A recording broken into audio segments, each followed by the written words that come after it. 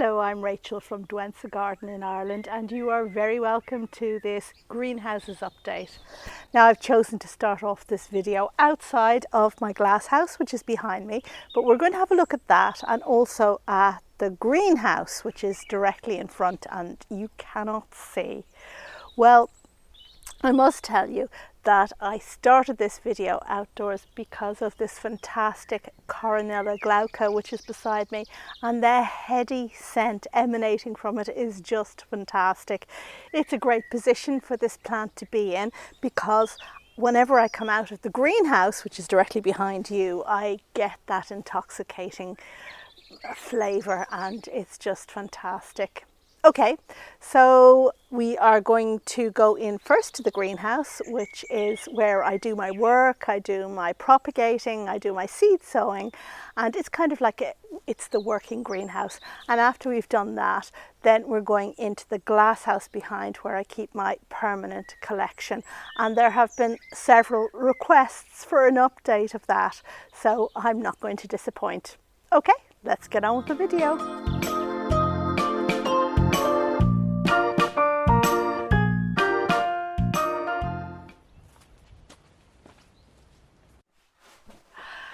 And here we are in the greenhouse, and before I get going, I just want to let you know that I garden in what roughly equates to as hardiness zone 9. Now, we don't use that system here in Ireland, so just take it as a rough guide for what I can get through the winter and what I can't. So here we are in the working greenhouse, which comes from organicgarden.ie, and if you're interested in getting one for yourself, you'll find details in the description of this video down below, together with the discount code. Now, where do I even start with what's going on in here? And I suppose the best thing is to just go over there, your left. And here we have a selection of pots, mostly Xanthodecia or calla lilies. And on the other side we have mostly lilies, some aeoniums, and the lilies together with the Xanthodecia will form the basis of the summer pot display in front of the house. The aeoniums will go outside for the summer too. A little bit further along we have my dahlias, which are leafing up nicely. They'll be planted out in the west garden before very long. You'll have noticed up here that I do have some petunias potted up. These aren't one that I grew from seed myself, but these form, well, I have 2 urns over in the west garden and I pot them up with just some bedding every year just to give a bit of colour, and these are them. And here we have the last of the tiger lilies, which I grew from bulbs a little while ago. These are waiting to be planted out. And here we have the Meconopsis, or the blue poppy, that I grew a little while ago. And these are going to get planted out today, directly after I finish the video, water the greenhouse, then I'm going to plant these out. And I have lots of annuals on the go. These are mostly cosmos, 2 types of cosmos. The pink type, called apricot lemonade, just doesn't seem to be getting going. I have some sunflowers which my grandson will gift to his mother. I have tagetes, I think I have some calendula as well. I've got some snapdragons that are, well, they're coming. They're just a bit wimpier than others. And we have zinnias. I absolutely love zinnias. And you'll see over there that some of them have been potted on. Now, you may be wondering what this bubble wrap is doing behind, and it's very hard to imagine on a really sunny day like this. But up until very recently, it was so cold here, and my seedlings just weren't getting going. They just weren't growing.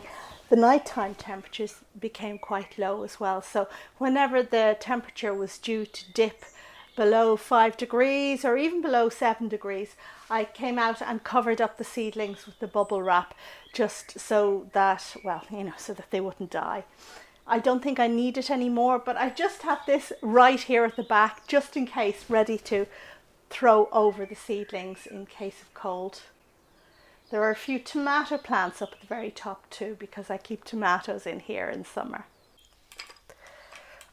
I also have my sweet pea, lots of sweet pea. You saw me starting them off, and these are going to go on my newly bought obelisks. Can't wait. So we've ended up here showing the flowers of one of my Sarracenia, one of my pitcher plants, and these are gorgeous, gorgeous things. Most of them are outdoors in the garden, but this particular one I keep in the greenhouse. Oh goodness, it's so hot in here. I really need to get the hose on some of these plants. But as we all know, spring means plant fair time, certainly in Ireland, and I've been buying plants, and I just wanted to share with you some of the ones that I'm most excited about. These are outdoor garden plants, and we'll start off with this little guy here, whose name I can't remember, but you know what? There we go. Douentza. I'll put the name up on the screen. And this is a woodland plant. As you can tell from, I guess it looks like a woodland plant. Far too hot for it in here, so this is one that really needs to get into the ground. And basically I bought it because I'd never heard of it before. And that is, I always like to get unusual plants, so that was definitely one to do. I've picked up something less unusual, a geranium. Always on the lookout for good geraniums, and I really like the foliage on this. It kind of has a white edge to the leaves. It's a clump forming geranium rather than kind of a scrambling one. So we'll see how that does. We have an epimedium, and this is again a woodland plant. I thought I felt a slug under there. I do, I feel a slug under there. And I bought this for the dainty, gorgeous little flowers. Absolutely wonderful. You already saw my lamium, so, ooh. Right, so this plant looks like a nettle. It was pointed out to me that it's not in the nettle family, it's in the salvia family, and it's absolutely beautiful. I grow it for the flowers, or I will grow it for the flowers once I get it into the ground, and not for the leaves, which look for all the world like a nettle. Not stingy though. And two things that I absolutely am delighted about. And the first is a tree. Yes, I bought a tree. And this is a magnolia tree. And I got this from Nursery, which is dear to me. And well, you know what? It's a tree. It's a magnolia tree, and it doesn't look really great at the moment because it's not in flower. But I had a choice, and I have been on the lookout for a Campbellii, Magnolia Campbellii, but in the end I decided that, you know, hybrids are good enough for me, and this one is called Black Tulip, and what I love about it is the really, really dark flowers. This is supposedly the darkest flowers, and it has a very pronounced cup shape, which I think is absolutely gorgeous. You're going to have to excuse me, I'm getting an allergy here at the moment and my eyes are watering, but we'll persevere. Okay, I also got my hands on this salvia, which is a tall, gorgeous salvia that produces drooping red flowers. Of course, it's not hardy for me in my country, but I will be planting it in my greenhouse border, which you'll have a look at in just a minute. Very excited about this because it's magnificent when in bloom. Okay, it's really hot in here and I think we're just about done, so let's go into the glass house.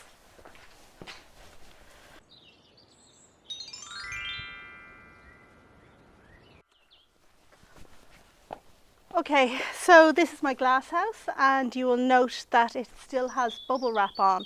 Now in winter I insulate it, and I do that the cheap way by putting bubble wrap on, closing the whole thing in with bubble wrap on the inside. And I do actually heat it to keep a minimum of 5 degrees, which is 41 Fahrenheit. It is now May. It's not time to take the bubble wrap off yet because we may still get a few cold nights, but certainly what we do need is ventilation during the day.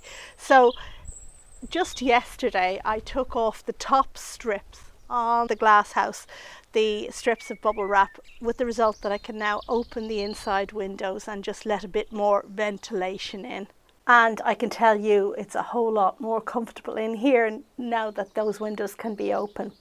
Anyway, so what have we got? We've got my pot display here on the left, on the shelving here on the left. It's a permanent display that lives in this glass house and just looks good in summer. You can imagine when the bubble wrap's down, where I've cleaned it up a little bit more, then those plants are going to look stunning.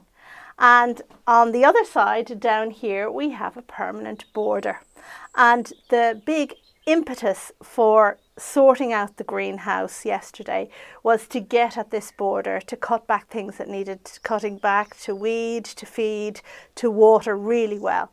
And I've done that, and now we can just wait for these plants to get going and bloom. And while I was cleaning up and cutting back, there were a few breakages. So I have made some salvia cuttings which are nestled safely in the greenhouse. On the floor beside Catsky Doodles, who is my cat, we have one of the surviving boxes of Aughrim wilpretii, a fantastic Aughrim that I hope to have loads of. But you may recall that I was away in Malaysia for 7 weeks not very long ago, and my daughter was watering my plants. Well, it's not her fault because I wasn't quite sure how much watering the Aughrim would need. The answer is more than I told her to give it. We have Hoya in flower as well, and this one is, well, it smells really nice. Not as good as the Coronilla, which we opened with just at the back of this glass house, but still good. And here on the shelving we have the cutest little Tulbagia. This is a recent purchase for me. Do you remember those plant fairs I talked about? On the floor and looking really super right now is my Syningia, and it is producing a mass of orange flowers. This is a Caudex plant, but wow, it's just great for a Caudex to also have the bonus of beautiful flowers. And soft velvety leaves. A fantastic plant. Now over here in the border you'll see the stump of my tree tomato, which I recently cut back, and it responds very well to this kind of treatment because I grow it for the enormous leaves, not for the fruit. However, last winter it did produce fruit, and here is one of them left. Now this one's a bit shriveled because it has been kept in the greenhouse, and I'm going to collect the seed from it. But I was very surprised because, you know, the fruit forms over the winter, and generally plants that form their fruits over the winter don't do so well in my climate, in my greenhouse, because, you know, they want lots of sun to do well. And the other fruit, there were 2 of them, whoops, we brought into the house and tasted it because this is an edible plant. And, you know, it tasted okay, but I think maybe it would taste better if it had had a lot of sunshine to ripen it.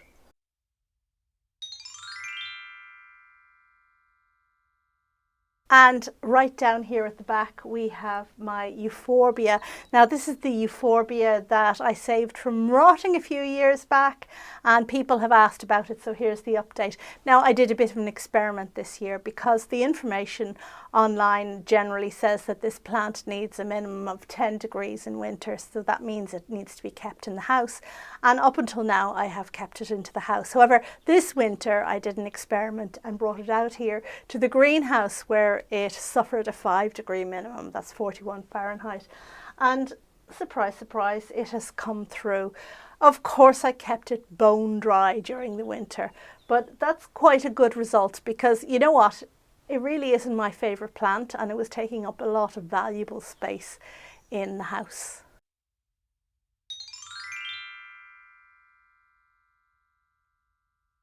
Well, you missed the protea in flower and you've missed the epiphyllums in flower, so it's kind of an interim period here in the greenhouse. Oh yeah, I have a bit of bad news, a bit of a disappointment, because I lost my bouffon This is the Sore Eyes plant, the bulb from South Africa that I grew since 2013, I think. So, you know, 7, 8, 9, 10, 11 years, and it rotted, and I suspect it had rotted. I suspected it had rotted during the summer, but I didn't draw a line under it until recently when I unpotted it, and sure enough, it was solid gone. Now, all I can say is that a similar thing happened to my friend, and it started with the plant last summer sending up some leaves, and then they just kind of aborted and they stopped coming. So it was like it decided not to wake up and to go into dormancy again, and it was generally not a good sign, and I had feared for a while that it was gone, and sure enough it was gone. Now I do have some baby bouffons coming, which I grew from seed, but I'm not quite sure how long it'll take before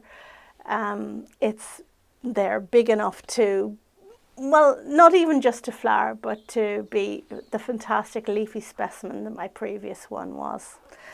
I guess really the moral here is not to get too upset and het up about these things, because plants come and go, they die, and you know, they are just plants at the end of the day.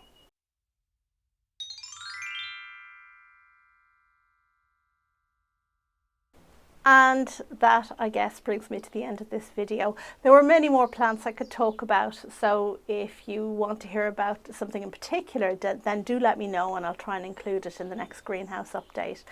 I hope to have things coming into flower soon, some cactuses in bloom. I love the cactus blooms, they're so exciting. And of course, I have plenty of South African summer flowering bulbs, which I look forward to as we roll into summer. I really feel today, because of the sunshine, that we are getting there. After such a long, wet and cold spring, it is great to feel that.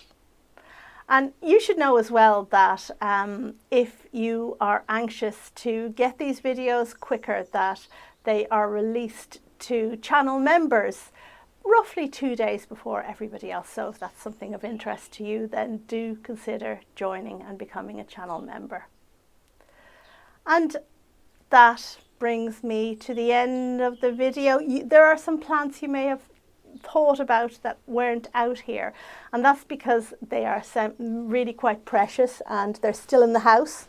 So for example, like my giant Codex plant is still indoors. I haven't yet moved her out. She's still indoors, and there are some more indoors, but well, you know, I guess next time we make one of these updates, they'll be out here for you to have a proper look at, together with the bubble wrap all gone and the place just looking spiffing.